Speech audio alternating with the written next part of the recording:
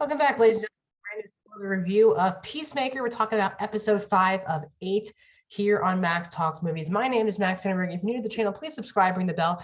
That's how you support this channel in the best way. I do movie reviews, TV show reviews, currently doing so many TV show reviews. Euphoria on Mondays, Boba Fett on Wednesdays, Peacemaker on Thursdays, coming soon as well. Ozark season 4, part 1, spoiler review. So much are coming out.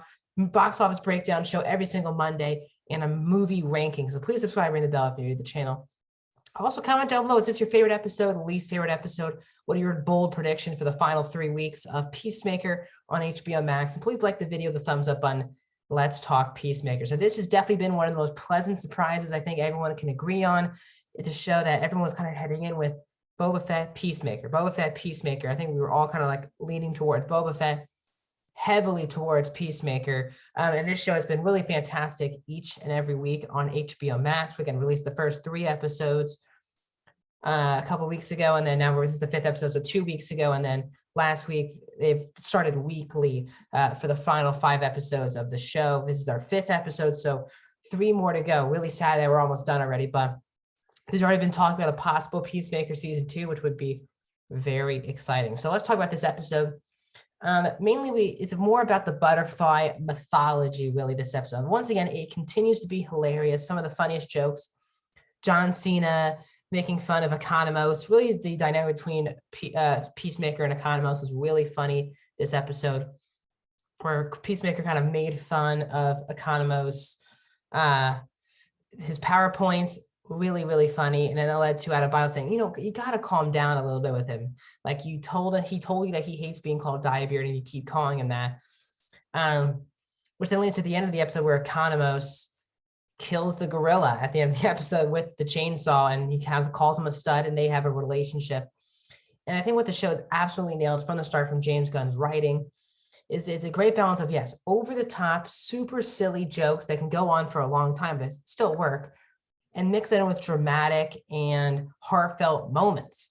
And that's what I did. That's what I did with both the first Guardians film and the Suicide Squad, is mixed a bunch of characters that are pretty unlikely to be liked, and then you have a heartfelt, hilarious film that gives you that in both of those instances. And this show does a very similar thing. We have a ragtag of group with all different types of backgrounds, different added interests into the matter. And I think Adebayo has been one of the bigger standouts of the show, especially with her texting with her mom, who is Amanda Waller.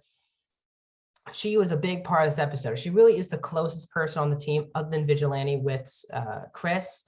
And that's for a lot of great conversations. Like, he really trusts her, and she gives him advice, which he hasn't ever had. So he kind of thanked her for that at the end of the episode.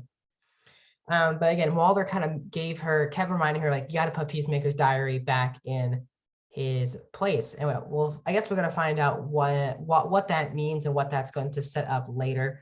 But first of all, the whole thing is that basically the whole episode is a field trip, basically, is what they say, between Adebayo, Hardcore, Economos, Peacemaker, and Vigilante, with Myrn being stuck back. Obviously, we found out last episode that Myrn was a butterfly.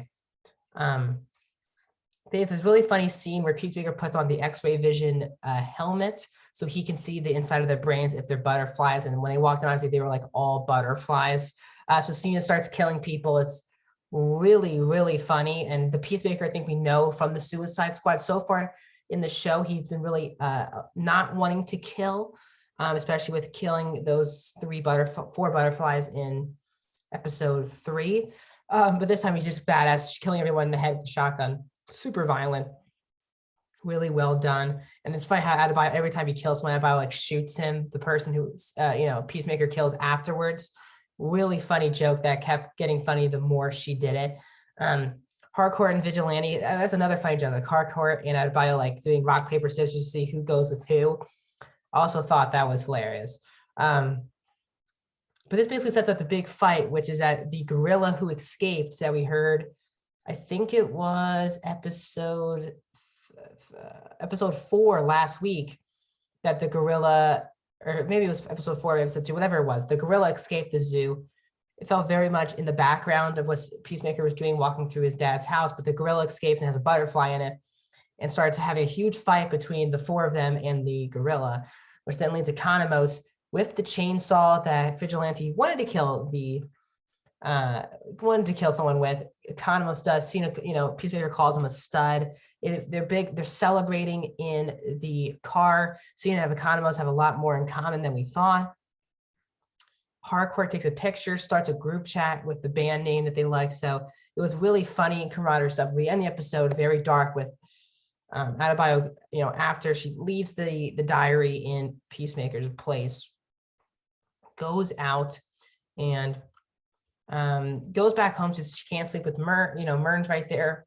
And she activates X-ray vision and then sees that Myrn is a butterfly. Myrn kind of freaks out, does a whole butterfly thing, throws her gun away, and the episode ends there. So what will be the implications? Because we know, can Myrn be saved? Basically, is the butterfly taking over him mean that if you take the butterfly out, it'll be a Myrn, or is Myrn gone?